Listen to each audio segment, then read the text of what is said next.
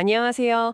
오늘 저희가 깊이 살펴볼 자료는 최근 한미 정상회담 결과, 그리고 그 여파를 다룬 주요 신문 사설들입니다. 네, 안녕하세요. 세계일보, 조선일보, 한겨레 신문 분석을 통해서요. 이번 회담의 핵심과 의미, 또 우리 사회가 마주한 질문들까지 한번 파헤쳐 보겠습니다. 네, 제공해 주신 자료들을 보니까 정말 복잡한 현안들의 맥락을 좀 명확하게 짚어볼 수 있을 것 같습니다. 네, 숨겨진 의미까지 좀 알아보는 시간이 되었으면 합니다. 바로 시작하죠? 네, 이번 한미 정상회담, 역시 관세 협상 타결하고 핵 추진 잠수함 논의가 굉장히 큰 관심을 모았죠. 맞아요. 각기 다른 관점을 가진 사설들을 비교하면서 이 합의 이면의 복잡한 부분들, 그리고 앞으로 남은 과제들까지 좀 균형 있게 들여다보겠습니다. 네, 청취자 여러분께서도 이 사안들을 여러 각도에서 이해하시는 데 도움이 되도록 저희가 핵심 정보들을 좀 명료하게 전달해 드리겠습니다. 좋습니다. 자, 가장 먼저 눈에 띄는 건 역시 극적으로 타결됐다고 하는 이 관세 협상이군요. 네, 맞아요. 오랫동안 정말 교착 상태였는데 네, 갑자기 급승물살을 탔어요. 배경이랄까 구체적인 합의 내용이 뭔지 좀 궁금합니다. 어떤 것들이 결정됐나요? 핵심은 그거죠. 3,500억 달러 규모의 대미 투자 약속. 3,500억 달러요? 네. 현금 2천억 달러, 그리고 조선업 협력으로 1,500억 달러. 이렇게 구성이 됩니다. 아, 현금이란 조선업 협력. 특히 그 현금 투자는 연간 200억 달러라는 상한선을 뒀어요. 이게 이제 외환 시장에 미칠 충격을 좀 최소화하려는 의도로 보입니다. 네, 그 부분이 중요하겠네요. 연 2천억 달러? 네, 세계일보랑 한겨레 사설 모두 이 규모와 조건을 상당히 비중 있게 다뤘습니다. 이 투자 약속의 대가로 미국의 한국산 제품에 대한 상호 관세는 15%로 유지되고요. 아, 15% 유지. 그리고 자동차 관세는 기존 25%에서 15%로 인하됩니다. 자동차는 인하가 되는군요. 그렇죠. 반도체는 대만보다 불리하지 않은 조건, 그리고 의약품이나 목재 같은 다른 품목들은 최애국 대우를 받기로 합의를 했습니다. 일단 가장 큰 불확실성이었던 관세 문제가 해결되는 건 다행인데, 사설들을 보면 안도감보다는 좀 우려의 목소리가 더 크게 들리는 것 같아요. 네, 그 점이 중요합니다. 안도감은 분명히 있는데 세계일보나 한겨레 사설을 보면 여러 가지 우려를 동시에 제기하고 있어요. 어떤 점들인가요? 가장 큰 걱정은 역시 말씀하신 대로 연간 200억 달러 현금 투자. 이게 우리 외환 시장에 미칠 부담이죠. 그렇죠. 액수가 상당하니까. 네. 이창용 한국은행 총재도 최근에 외환 시장 충격 없이 연간 조달 가능한 외화 규모를 한 15억 달러에서 최대 200억 달러 수준으로 언급했거든요. 네, 맞아요. 근데 세계일보는 거의 여유분 없이 이 상한선까지 투자해야 하는 상황에 대해서 좀 경계심을 나타내고 있습니다. 외환 보유액 확충 같은 대비책이 시급하다 이런 거죠. 200억 달러라는 액수 자체도 부담인데 그 관세율 자체에 대한 지적도 있지 않습니까? 네, 조선일보 사설이 바로 그 부분을 강조합니다. 아, 조선일보는요? 네, 15% 상호관세가 유지된 것 자체가 이게 과거 한미 FTA 시절의 무관세 혜택하고 비교하면 여전히 상당한 부담이라는 거예요. 아, 무관세였는데 15%면 크죠. 제조 평균 이익률을 감안하면 15% 관세는 결코 가볍게 볼 수 없는 장벽이다. 이런 분석이죠. 그러니까 불확실성은 해소겠지만 비용은 여전히 남은 셈입니다. 그리고 투자 조건, 특히 그 투자처 선정 방식을 둘러싼 논란도 좀 있는 것 같아요.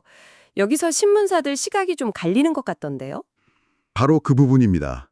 조선일보 사설을 보면 대통령실은 한미 공동위원회를 통해 상업적 합리성이 담보된 프로젝트에만 투자하고 또 원리금 보장 장치를 마련해서 우리 입장을 최대한 반영했다. 이렇게 설명을 해요. 원리금 보장 장치요? 네. 20년간 원리금 전액 회수가 안 되면 수익 배분 비율을 조정한다던가 이런 안전장치도 언급하고 있고요. 하지만 한겨레의 시각은 상당히 좀 비판적인 것 같던데요. 맞습니다. 한겨레 사설은 이 투자 방식이 결국 미국의 결정권을 우선시하는 그 일본 모델을 따라가는 거 아니냐 이런 의문을 제기합니다. 아, 일본 모델이요? 네. 우리가 실질적인 결정권 없이 그냥 협의권만 갖는 형태로는 미국의 요구를 견제하기 어려울 수 있다. 이런 지적이죠. 협의권만으로는 부족하다. 네. 더 나아가서 근본적으로 왜 우리나라가 미국의 제조업 부흥을 위해서 이렇게까지 막대한 부담을 져야 하느냐 이런 질문까지 던지고 있어요. 즉 합의의 명분 자체에 대한 문제 제기인 셈이죠. 결국 핵심은 협의권만으로 미국의 결정에 실질적인 영향력을 행사할 수 있겠느냐는 불신이랄까? 뭐랄까? 그 경제 조건과 동맹 비용 사이에 근본적인 긴장감이 드러난 셈이군요. 그렇죠. 조선일보는 이 타결을 좀 더 큰 틀에서 해석하는 것 같던데요. 맞습니다. 조선일보 사설은 이번 타결을 단순한 관세 협상 이상으로 보고 있어요. 아, 어떻게 보나요? 자유무역 시대가 저물고 이제 미국 중심의 도호무역 시대가 본격적으로 열렸다. 이걸 알리는 상징적인 사건으로 해석하는 거죠. 보호무역 시대의 개막? 네, 미중 패권 경쟁이 심화되면서 안보는 미국, 경제는 중국에 기댔던 시대는 이제 끝났다. 이렇게 선언합니다. 아, 시대가 변했다는 거군요. 그렇죠. 이제는 확고한 한미동맹을 기반으로 경제 영토를 확장하고 핵심 기술 경쟁력을 확보하는 근본적인 체질 개선이 필요하다는 겁니다. 체질 개선이요? 네, 미국 현지 생산이 늘면서 국내 투자가 위축되고 일자리가 줄어들 가능성도 경고하면서 정부와 기업이 정말 하나처럼 움직이는 강력한 산업정책, 규제 완화까지 요구하고 있습니다. 와, 굉장히 강한 주장이네요. 네, 보호무역 파고를 넘기기 위한 국가 차원의 총력 대응이 필요하다는 주장입니다. 알겠습니다. 자, 관세 문제만큼이나 어쩌면 더 뜨거운 감자였을 수도 있는 게 핵추진 잠수함 SSN 문제죠. 네, 맞습니다. 이재명 대통령이 트럼프 대통령에게 직접 핵연료 공급을 요청했다는 점이 상당히 파격적이었습니다. 그 배경과 의미를 좀 더 자세히 짚어주시죠. 네, 이 역시 이번 회담의 정말 핵심 사안 중 하나였죠. 이 대통령은 디젤 잠수함의 작전 능력, 특히 그 자망 시간의 한계를 명확히 지적했어요. 네, 디젤 잠수함은 한계가 있죠. 그러면서 북한과 중국 잠수함을 효과적으로 추적하고 견제하기 위해서는 핵잠수함이 필수적이다, 이렇게 강조했습니다. 필수적이다. 근데 흥미로운 점은 한국이 핵잠을 운영하면 동북아에서 미군의 작전 부담을 오히려 덜어줄 수 있다. 즉 미국의 이익에도 부합한다는 논리를 펼쳤다는 거예요. 아, 미국한테도 좋다는 식으로. 그렇죠. 그리고 중요한 건 핵무기를 탑재하는 그 전략 핵잠 SSBN이 아니라 재래식 무기를 탑재하는 공격 핵잠 SSN이라는 점을 분명히 했다는 겁니다. 아, SSN, 공격 핵잠? 네, 조선일보와 세계일보 사설이 이 발언 내용을 상당히 비중 있게 다루고 있습니다. 단순히 잠수함 도입 요청에 그치지 않고 이게 원자력 주권 문제까지 건드렸다는 분석도 있던데요. 그 점이 이번 요청의 또 다른 중요한 측면입니다. 어떤 면에서요? 세계일보 사설에 따르면요, 이 대통령이 핵잠 연료 공급 문제와 더불어서 사용 후 핵연료 재처리 그리고 우라늄 농축 문제에 대한 실질적인 협의 진전도 함께 요청했다는 겁니다. 제철이랑 농축까지요? 와. 네, 이게 수십 년간 묶여있던 한미 원자력 협정 개정과 직결되는 문제거든요. 그렇죠. 굉장히 민감한 사안인데. 네, 소위 원자력 주권 확보를 향한 의지를 내비친 것으로 해석될 수 있는 매우 민감한 사안이죠. 트럼프 대통령의 반응은 어땠습니까? 그리고 왜 이 민감한 핵잠 문제가 하필 지금 다시 수면 위로 떠올랐을까요? 여러 요인이 좀 복합적으로 작용한 것 같은데요. 그 위성락 국가안보실장의 전언에 따르면 트럼프 대통령은 한국의 핵잠 보유 필요성에 공감을 표명하고 후속 협의를 제안했다고 합니다. 공감. 네, 조선일보와 세계일보 모두 이 내용을 보도했죠. 물론 공감이 동의나 약속을 의미하는 건 아니겠지만 그래도 과거와는 다른 분위기다, 이런 평가가 나오고 있습니다. 분위기가 좀 달라졌다. 네, 이 문제가 지금 다시 부상한 배경에는 우선 북한의 위협 고도화가 있습니다. 조선일보 사설을 보면 북한의 잠수함 발사弾道미사일, SLBM 개발 성공, 또 최근 순항 미사일 발사 능력 과시, 네, 계속 개발하고 있죠. 그리고 김정은 위원장이 러시아로부터 핵잠 관련 기술을 이전받으려 한다는 첩보 같은 것들, 이런 걸 주요 요인으로 꼽고 있어요. 아, 러시아와의 협력 가능성? 그렇죠. 북한이 은밀한 수중 핵 공격 능력을 갖출 경우에 미국의 확장 억제, 즉 해구산 약속에 대한 신뢰가 흔들릴 수 있다, 이런 위기감이 작용한 겁니다. 그럴 수 있겠네요. 또 중국 해군력 증강과 서해에서의 활동 강화, 이른바 서해 공정에 대한 대응 필요성도 꾸준히 제기되어 왔고요. 국제정세의 변화, 특히 그 동맹국들의 움직임도 영향을 미쳤겠군요. 오커스라던가. 정확합니다. 한겨레와 조선일보 사설 모두 그 점을 지적합니다. 미국이 영국, 호주와의 안보 동맹인 오커스, 즉 호주의 핵잠 기술을 이전하기로 결정한 것, 이게 결정적인 변수 중 하나예요. 그게 큰 사건이었죠. 네, 핵 비확산 원칙을 중시하던 미국이 동맹국에 이런 민감한 기술을 넘기기로 한 선례가 생긴 거죠. 그렇죠. 여기에 더해서 일본 역시 최근 연립 여당 합의 문서에 핵잠 보유 검토를 공식적으로 포함시켰습니다. 일본까지요? 네, 그러니까 과거에는 핵 확산 우려 때문에 한국의 핵잠 보유에 부정적이었던 미국이 이제는 중국 견제라는 더 큰 전략적 목표 아래서 좀 전향적인 태도를 보일 가능성이 커졌다. 이런 분석이 힘을 얻는 이유입니다. 확실히 과거와는 다른 환경인 것 같긴 한데 그래도 핵잠 보유가 가져올 위험 부담에 대한 경고도 만만치 않습니다. 특히 한겨레 사설의 우려가 좀 커 보이던데요. 그렇습니다. 한겨레 사설은 핵잠이 양날의 칼이 될 수 있다. 이렇게 강하게 경고합니다. 양날의 칼. 네, 핵잠 보유는 그 자체로 북한과 중국을 자극해서 군사적 긴장을 급격히 끌어올릴 수 있다는 거죠. 네, 그럴 수 있죠. 자칫 잘못하면 미중 간의 군사적 대립 구도에 우리가 더 깊숙이 빨려 들어가는 위험을 초래할 수도 있다. 이런 겁니다. 아, 미중 사이에 끼는 상황. 그렇죠.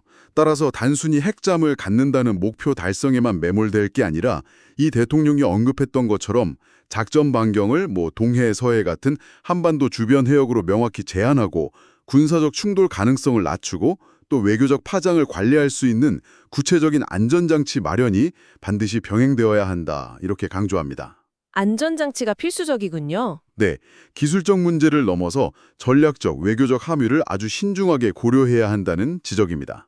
네, 알겠습니다. 이처럼 정상회담 자체의 합의 내용도 중요하지만 보내주신 자료들, 특히 세계일보 사설은 회담이 열린 경주 현장의 분위기나 또 국내 다른 주요 사건들도 함께 조명하고 있더군요. 네, 맞아요. 당시 국내 상황을 이해하는 데 중요한 맥락이 될 것 같습니다. 그 에이펙 회의 기간 중에 특정 국가를 겨냥한 시위가 있었다고요? 네, 세계일보 사설이 그 문제를 짚었습니다.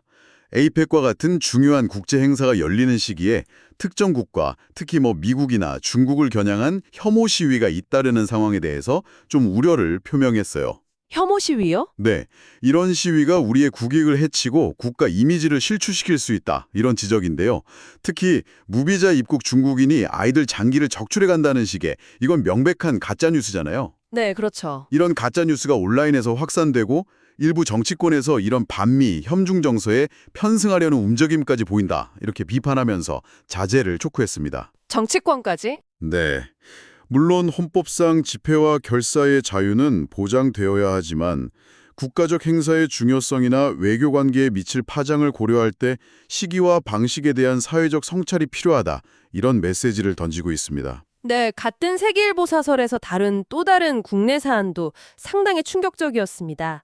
청산가리 막걸리 살인 사건 재심에서 무죄 판결이 나왔다는 소식. 아, 네. 그 사건. 13년 만에 무죄라니 이 사건이 우리에게 시사하는 바가 정말 클 것 같습니다. 네, 이 사건은 우리 사법 시스템, 특히 과거 검찰 수사의 관행과 문제점을 아주 여실히 드러내는 매우 중요한 사례입니다. 어떤 문제점들이죠? 세계일보 사설이 지적하듯이 피고인이었던 백씨 부녀는 무려 12년 넘게 억울한 옥살이를 해야 했어요. 12년이요? 네. 근데 재심 재판부가 이들의 초기 검찰 진술이 강압에 의한 허위 자백이었다고 판단했는데 놀라운 점은 이 판단이 이미 2010년 1심 재판에서 무죄를 선고했을 때의 이유와 거의 동일하다는 겁니다. 1심이랑 같았다고요? 그런데 왜? 그런데도 항소심에서 유죄로 뒤집혔고 대법원에서 확정된 후에 재심을 통해 진실이 밝혀지기까지 이렇게나 긴 시간이 걸린 거죠. 아, 참 안타깝네요. 네. 사설은 검찰의 정말 뼈아픈 반성과 진심 어린 사과가 필요하다고 강력히 촉구하고 있습니다. 단순히 과거의 잘못을 지적하는 걸 넘어서 현재와 미래의 수사 시스템에 대한 함의도 담고 있는 것 같군요. 그렇습니다.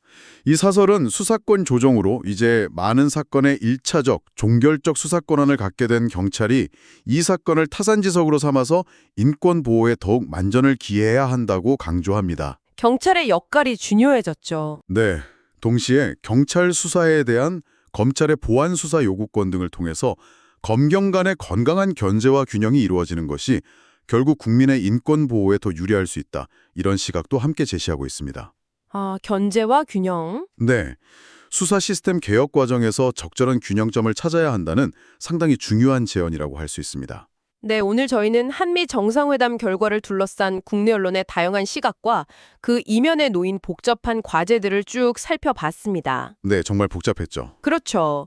관세 협상 타결로 당장의 불확실성은 걷어냈지만 막대한 투자 부담과 외환 시장 관리, 또 보호무역주의라는 거대한 파도 속에서 경제 체질을 바꿔야 하는 숙제를 안게 됐고요. 네, 숙제가 많습니다. 또 핵잠수함 논의는 자주국방 역량 강화라는 기대와 동시에 주변국과의 긴장 고조, 미중 갈등 개입 심화라는 외교적 위험 부담을 함께 안겨줬습니다. 그렇죠. 기대와 우려가 공존하는. 네, 국내적으로는 국제 행사를 둘러싼 논란과 또 사법 시스템의 신뢰를 흔드는 사건까지 정말 생각할 거리가 많은 것 같습니다. 자, 이 복잡한 상황 속에서 당신은 어떤 점이 가장 중요하다고 보시나요? 오늘 분석한 사설들이 공통적으로 보여주는 건 한국이 지금 지정학적으로나 경제적으로나 정말 거대한 전환기, 매우 중요한 선택의 기로에 서 있다는 사실인 것 같습니다. 전환기 그리고 선택의 기로. 네, 단기적인 합의나 성과에 안도하거나 실망하기보다는 이 급변하는 국제 질서 속에서 우리의 장기적인 국익을 어떻게 지킬 것인지, 또 안보와 경제, 그리고 국내 사회의 안정과 통합을 어떻게 조화시켜 나갈 것인지, 이런 근본적인 질문에 답해야 할 시점이라는 거죠. 근본적인 질문들. 아마 궁극적인 질문은 이것일 겁니다. 이 급변하는 국제 정세 속에서 우리가 선택한 길, 예를 들어 핵잠 보유 추진 같은 이런 결정들이 가져올 장기적인 파장과 비용을 과연 우리 사회가 감당할 준비, 그리고 그럴 정치적 의지가 정말 존재하는가? 감당할 준비와 의지? 네. 이 점을 한번 깊이 생각해 보시면 좋겠습니다. 제공해 주신 자료들을 통해서 이런 고민의 실마리를 찾으셨기를 바랍니다.